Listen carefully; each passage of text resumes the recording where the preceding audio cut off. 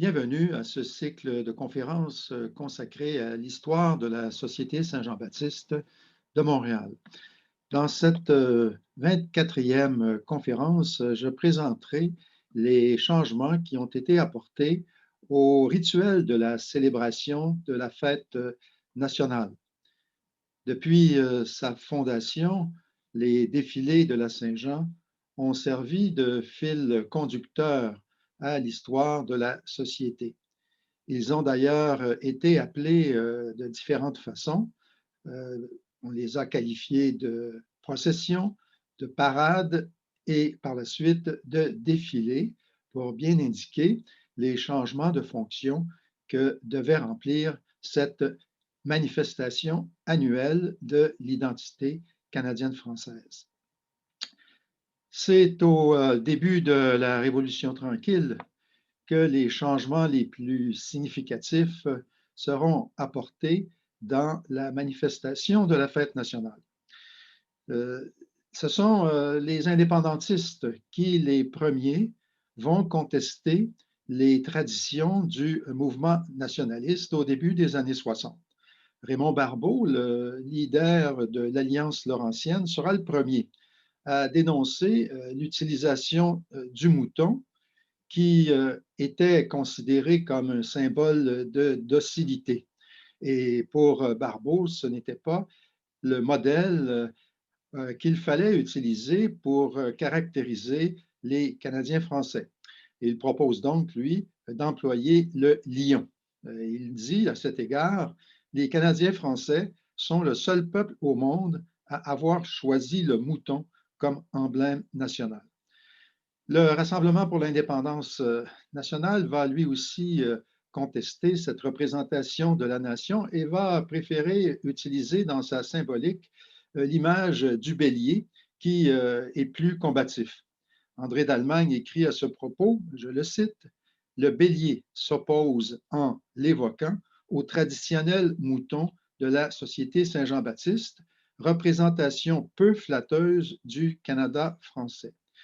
Et donc, à ces déclarations s'ajouteront des gestes concrets, puisque en 1962, on vole le mouton lors du défilé de la Saint-Jean.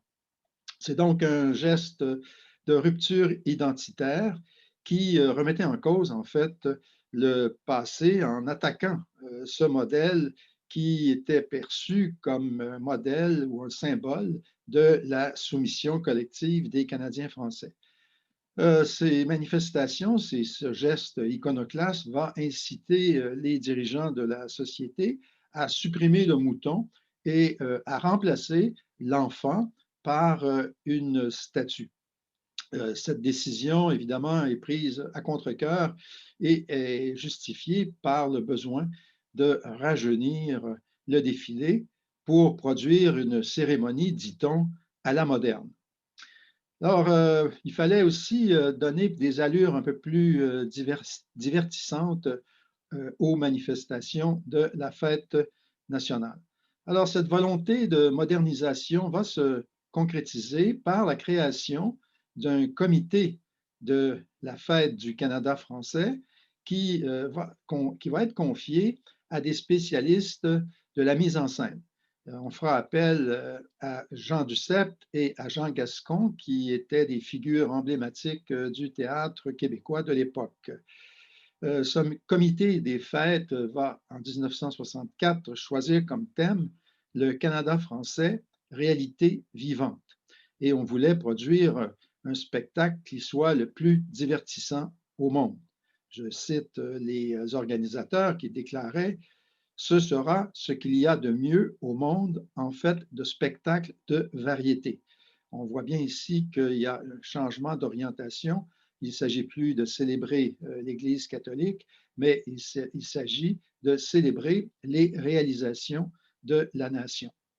Les défilés de 66 et 67 vont aussi indiquer une évolution dans le sens de la fête nationale, puisque on va abandonner progressivement l'appellation Canada français pour appeler les manifestations la fête nationale du Québec. Donc, le Québec va devenir le pôle identitaire au lieu de se centrer sur le Canada français. Et en 66, les chars allégoriques vont être consacrés aux 22 pays dans lesquels le Québec s'est illustré par la présence de ces missionnaires. On va donc avoir des chars allégoriques consacrés au Japon, au Pakistan, la Grèce, le Pérou et le Rwanda.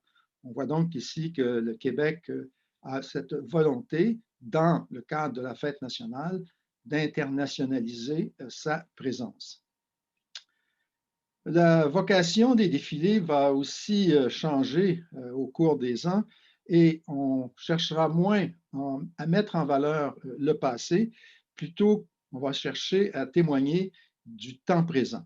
Et le défilé de 68 représente aussi un point tournant, bien involontaire celui-là, parce que ce défilé sera marqué par des incidents violents. Des militants indépendantistes s'étaient assemblés devant l'estrade d'honneur, devant le parc La Fontaine, l'estrade d'honneur où on avait invité Pierre Elliott Trudeau, qui devait se faire élire le lendemain premier ministre du Canada. Et donc, le RIN avait convoqué ses militants pour protester contre cette invitation lancée à M. Trudeau. Et la police avait réprimé très violemment cette manifestation, puisqu'il y avait eu 123 blessés et 292 personnes avaient été arrêtées, dont le chef du Rassemblement pour l'indépendance nationale, Pierre Bourgault. On va donc appeler cette fête nationale le lundi de la matraque. Autre événement violent qui se produit l'année suivante, en 1969, on conteste cette fois la représentation de l'identité nationale qui est toujours personnifiée par une statue représentant Saint Jean-Baptiste. À la fin du défilé, devant l'hôtel Ritz-Carlton, le char portant le patron des Canadiens français sera saccagé et on va décapiter la statue de Saint Jean-Baptiste.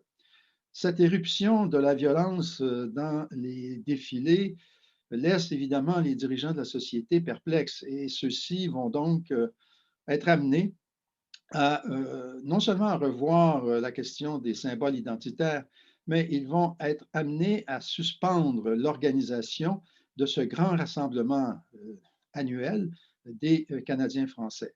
De 1970 à 1990, il n'y aura, pour ainsi dire, sauf à une exception près, il n'y aura, pour ainsi dire, aucun défilé organisé dans les rues de Montréal. On va donc s'orienter plutôt vers des manifestations culturelles pour célébrer la créativité des Québécois et on va organiser au début des années 70 des spectacles dans le Vieux-Montréal, d'abord, des spectacles qui vont attirer entre 25 et 50 000 personnes et qui vont venir donc entendre des chansonniers québécois. Et en 1975, on va confier l'organisation de la fête nationale à Lise Payette, qui va organiser un grand concert sur le Mont-Royal, près du lac des Castors.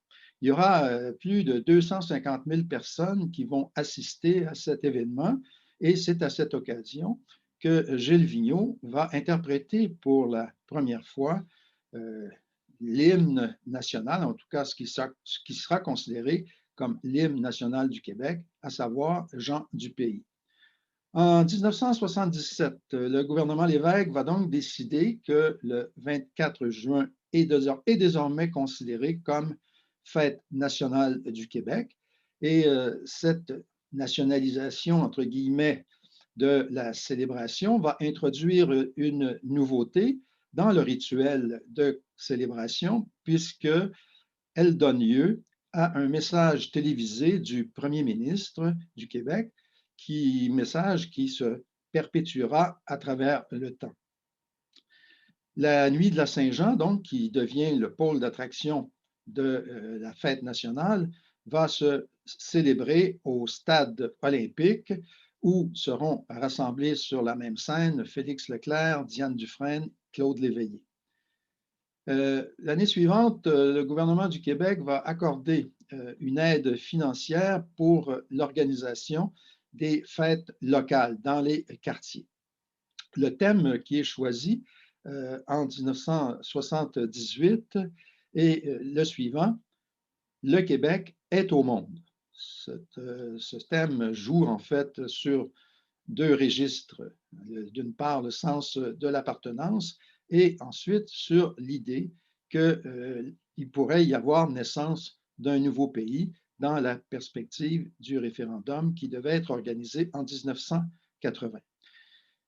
L'échec, évidemment, du référendum de 80 produit des effets démobilisateurs et la société va tenter de relancer la mobilisation populaire en renouant avec les grands défilés dans les rues de Montréal. Et donc, en 1981, on va confier à Claude Lafortune l'organisation du défilé. Alors, celui-ci va symboliser, dans ses sculptures de papier, va symboliser les caractéristiques du Québec, la maîtrise des eaux, la maîtrise des forêts et la maîtrise de l'électricité. Mais cette expérience sera unique et on ne la répétera pas les années suivantes. C'est l'échec du lac Meech en 1990, à la veille de la fête nationale, qui va relancer la ferveur populaire et le retour des défilés dans les rues de Montréal. Le thème qui est abordé en 90, c'est le Québec, 30 ans de puissance tranquille. Et curieusement, le mouton fera une apparition inopinée sous l'appellation du mouton de Troie, qui représente à la fois le Québec métissé et le statut du Québec à l'intérieur de la Fédération canadienne. Il s'agit d'une immense structure ouverte qui représentait le mouton à tête noire cette fois-là. Et à l'intérieur de cette structure circulaient des jeunes issus des communautés culturelles. Et ces jeunes entraient et sortaient pour remettre au public des fleurs de lys. Alors, pour bien symboliser cette diversité caractéristique du Québec, on avait aussi fait appel à une troupe de danseurs autochtones qui suivaient le mouton. Il y aura une foule record de 500 000 personnes qui vont participer au défilé sur la rue Sherbrooke. En 91, donc, on revient à la forme traditionnelle du défilé qui se déroule sous le thème de la marche des géants qui devait rendre hommage au peuple québécois. Il y aura 7 chars allégoriques tirés par 7 géants de 20 pieds de hauteur. Et on commémore à cette occasion les valeurs fondamentales du peuple québécois. En 92, on commémore le 350e anniversaire de la Fondation de Montréal et pour l'occasion, on va changer d'itinéraire pour emprunter un circuit qui partait du parc La Fontaine et se dirigeait vers le nord sur les rues Saint-Denis et Saint-Laurent. Le thème qui est choisi est le suivant: des gens qui font l'histoire. L'année suivante, donc, on fait un pas de plus dans l'affirmation nationale avec le thème un peuple aussi fort que ses rêves. En 1994, on veut illustrer le rassemblement de la nation en suggérant l'idée de nation. On opte donc pour le thème suivant, quand 7 millions de gens, point de suspension. En 1995, on choisit comme thème l'amour du Québec, Québec, beaucoup, passionnément. Évidemment, après l'échec du référendum de 1995, on va revenir à des thèmes moins connotés politiquement et on va plutôt référer à l'histoire et au sentiment d'appartenance. On met en relief le génie québécois, la jeunesse, la promotion de la tolérance et l'ouverture au monde.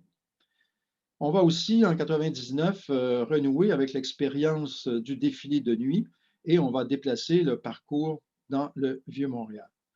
Les défilés de nuit seront maintenus jusqu'en 2004, année où ils furent remplacés par une marche populaire, puisque la société avait perdu une partie des subventions pour célébrer la fête nationale. Le gouvernement libéral avait réduit le budget de 500 000 sous le fallacieux prétexte qu'il voulait investir cet argent dans l'aide au logement. Bernard Landry fit une sortie mémorable à l'époque, puisqu'il était chef de l'opposition, et il déclara: un État sérieux est capable à la fois de financer la fête nationale et d'aider les pauvres. Dès lors, les grands rassemblements de masse se feront au parc Maisonneuve, qui est le point d'aboutissement des défilés, et des artistes populaires vont donc présenter un spectacle qui, bon an, mal an, rassemble entre 150 000 et 250 000 personnes. En 2015, la grande fête, le grand spectacle qui devait se tenir au parc Maisonneuve a dû déménager pour aller s'établir à la place des festivals au cœur du quartier des spectacles en raison, encore une fois, des réductions des ressources financières. En 2017, le défilé a commémoré les figures légendaires qui ont façonné la ville de Montréal. Alors, Jeanne Mance, Maisonneuve, Jean Drapeau, Félix Lambert et Léonard Cohen sont célébrés. Une chorale composée de représentants de 60 communautés culturelles ouvrait le défilé.